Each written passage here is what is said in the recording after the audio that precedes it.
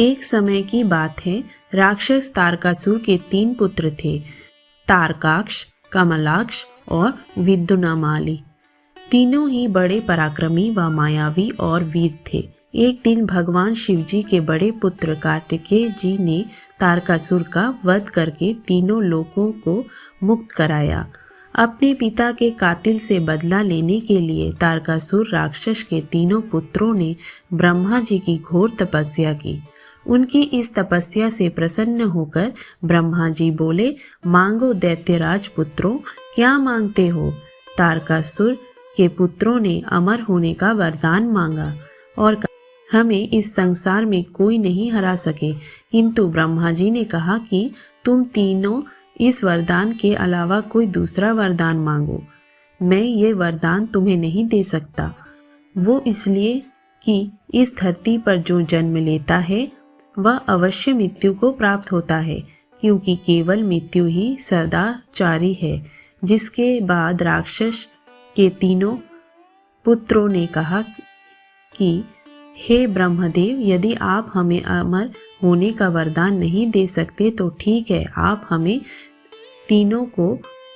हम तीनों के लिए 3 नगर बनवाइए और जो हमारा वध करना चाहता है उसके हम 1000 वर्ष बाद मिले, उससे पहले नहीं।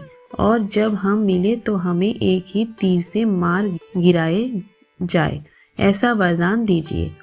ब्रह्मा जी ने तीनों राक्षस पुत्रों को तथास्तु कहते हुए अंतर्ध्यान हो गए। इसके बाद उन तीनों राक्षसों ने मिलकर तीनों लोकों पर अपना कब्जा जमा लिया, क्योंकि ब्रह्मा जी के वरदान अनुसार उन्हें मारने वाले 1000 वर्ष बाद आएंगे।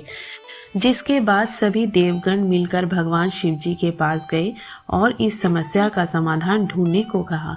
देवताओं की बात सुनकर भगवान शंकर जी ने विश्वकर्मा से कहकर एक भव्य रथ का निर्माण करवाया और उस पर बैठकर तीनों दैत्यों का संहार करने को चल दिए।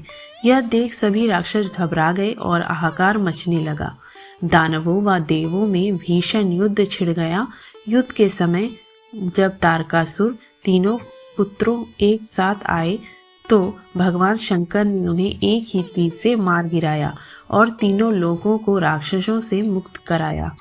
जिसके बाद सभी देवों ने भगवान शंकर को त्रिपुरारी नाम दिया।